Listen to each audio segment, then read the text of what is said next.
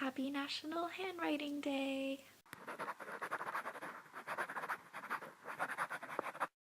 So today is January 23rd, and it is dedicated, as you guessed it, to handwriting.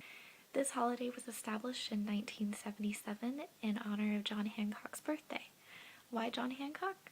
Because his signature on the Declaration of Independence is one of the most iconic in our history. It's easy to overlook handwriting, which is often seen as outdated because of all of the technology that surrounds us. But what's cool about handwriting is that it's personal and it's all your own. Your handwriting is completely unique. With roughly 7.1 billion people in the world, that means that there's a potential for 7.1 billion different handwriting styles. But handwriting isn't just for today. It goes way, way, way back. Ancient Romans are credited to be among one of the first to develop a written system for transactions and correspondence. There were much earlier versions, such as the precursor to Kanji Chinese, Egyptian hieroglyphs, and Sumerian cuneiform, but I think that those are often left out because they're pictographs instead of alphabets. After the fall of the Roman Empire, penmanship became very specialized and was mostly dedicated, as a lot of academia was, to Christianity or the aristocrats. I just said aristocrats.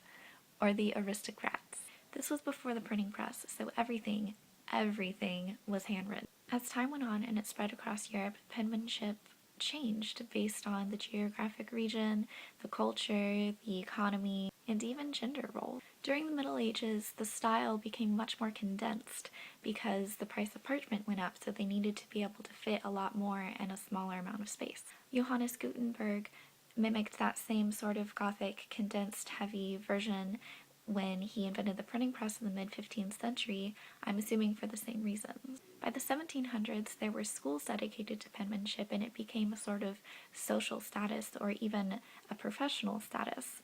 There were certain styles that were associated with certain professions or social rankings, kind of like doctors nowadays. All doctors have horrible handwriting, as we all know. Back then, there were even unique styles based on your sex. Men and women were expected to write differently. Many different forms of print and cursive made its way into the education system. As typewriters and word processors became more prominent, however, in the US, the education system no longer put an emphasis on handwriting. In recent years, even standard cursive is no longer a part of some curriculums because it's not really seen as relevant anymore. Which I think is kind of sad because I know when I was in school and I first learned cursive, I was so excited. So if it's seen as irrelevant, why even care about it? Studies show that physically writing something stimulates the parts of your brain that are associated with learning.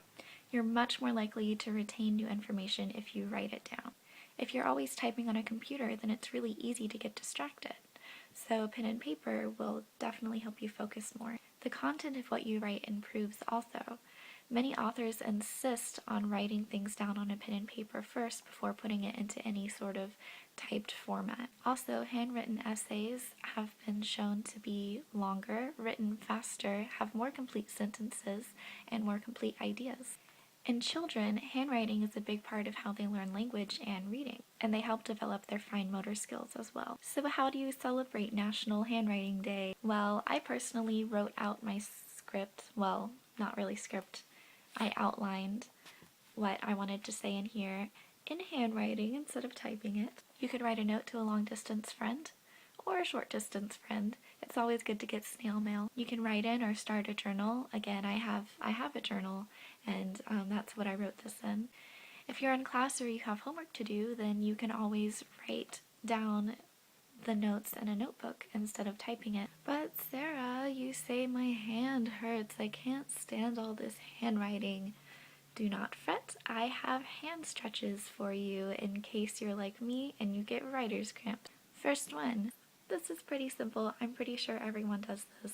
You just move your wrist in a circle. The next one, you're going to need a wall. What you do is just press your palm against a wall, and you feel the stretch in your forearm, and then you do the same thing except with the back of your hand. 3 is called painting the fence. You let your hand dangle like this. My hand looks really big because it's like close to the camera. Okay, sorry. it's kind of like a balloon is attached to your wrist, and then it's attached to your fingers, and then it's attached to your wrist, and then it's attached to your finger. Like painting a fence. The next one is pretty simple. Clench your fist and then spread it out as far as you can. Sorry, the framing is a little different. My camera just fell, so yeah. And then the last one, number 5, rotate your fingers individually, first clockwise and then counterclockwise. First clockwise and then counterclockwise. Clockwise and... Oh, that one's hard. And the pinky. So I hope you have a wonderful day full of wonderful penmanship. Oh man, I should be able to remember this. I wrote it down. Oh.